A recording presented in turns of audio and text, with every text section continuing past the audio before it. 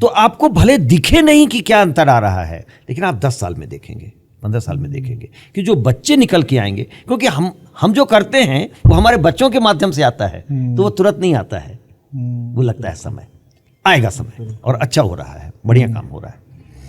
Sir, आपकी यात्रा NCERT IGNOU से होकर अब VVU तक पहुंची है। इस सफर में आपको शिक्षा और प्रशासन दोनों के किस नजरिए से देखना चाहेंगे? देखिए, बिल्कुल ये तय मानिए कि जो एक अच्छा शिक्षक है वही एक शैक्षणिक संस्था का अच्छा प्रशासक हो सकता है। हम कई बार ऐसा मान लेते हैं कि एक प्रशासक होना अलग चीज है, शिक्षक होना अलग चीज है। बिल्कुल नहीं है। आप कैसे समझेंगे कि अच्छी शिक्षा के लिए क्या निर्णय लिए जाएं?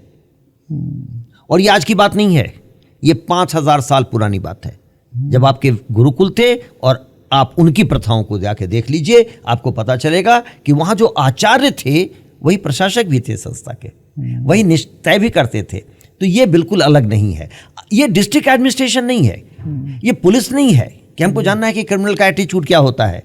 मैं बच्चों को पढ़ाया हूं, उनको क्लास में देखा हूं, जानता हूं, मुझे पता है वो कैसे रिएक्ट करेंगे, मुझे पता है उनकी क्या आकांक्षाएं हैं, तो क्या सोचते हैं। तभी तो उनके लिए निर्णय हम शैक्षणिक प्रशासक के तौर पर लेंगे। इसलिए मुझे लगता है कि दोनों एक ही काम है। अभी भी मैं पढ़ता हूँ, क्योंकि कोई ना कोई किसी मीटिंग में, किसी सेमिनार में जाना पड़ता है, वहाँ एड्रेस करना पड़ता है, तो बिना पढ़े बिना जाके क्या बोलेंगे, तो वो करना ही पड़ेगा। दूसरा, दुनिया भर में जो संस्थाएं चली हैं उनमें जो जैसे निर्णय हुए हैं उनसे सीखने का मौका लगता है। तो अगर आप मेरे घर पे आएँ और मेरी लाइब्रेरी देखें तो आप देखेंगे कि दुनिया भर की संस्थाओं के एग्जाम्पल्स वहाँ रखे गए हैं, उनके क्या डिसीजन हुए। आपको एक छोटा उदाहरण बताता हूँ। एक आंद्रे बेतेल की बड़ी अच्छी किताब है, universities at the crossroads. Andre Beteille बड़ी अच्छी एक बात लिखते हैं कि शिक्षक को इतनी तनख्वाह नहीं मिलती है कि वो घर में एक अलग जगह मिले। बच्चों की परीक्षा है, पढ़ाई है, ये है, तो शिक्षक को जगह नहीं मिलती है। और कॉलेज में आप एक कॉमन रूम रखते हैं तो वहाँ भी पढ़ नहीं सकता है। कब पढ़ेगा वो? और जब पढ़ेगा नहीं तो पढ़ाएगा कैसे? उन्होंने लिखा है कि जब मैं डी स्कूल में अपॉइंट हुआ, दिल्ली स्कूल ऑफ इकोनॉमिक्स में, और मुझे एक कमरा मिला, वो मेरा जीवन बदल दिया।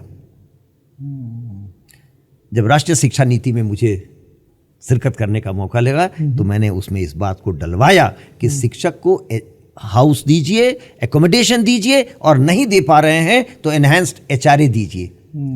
अब आप समझेंगे, ये उदाहरण मैं इसलिए दिया कि जब तक मैं ये नहीं समझता कि शिक्षा क्या है, शिक्षक क्या है, शिक्षक विकसित कैसे होता है, तब तक राष्ट्रीय शिक्षा नीति में ये कैसे बोल पाते।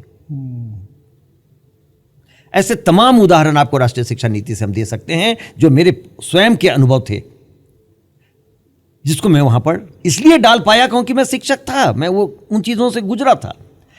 अच्छा प्रश्न आपने किया। अगर आपके माध्यम से यह संदेश जा सके कि यूनिवर्सिटी में एक डंडाधारी को वीसी होने की जरूरत नहीं है, एक ऐसे शिक्षक को वीसी होने की जरूरत है जो बच्चों के साथ, विद्यार्थियों के साथ उतने ही घुल मिल के बात कर सकता है जितना कि एक एडमिनिस्ट्रेटर की तरह उसको कह भी सकता है ये गलत है तो गलत है, ऐसा ही होगा।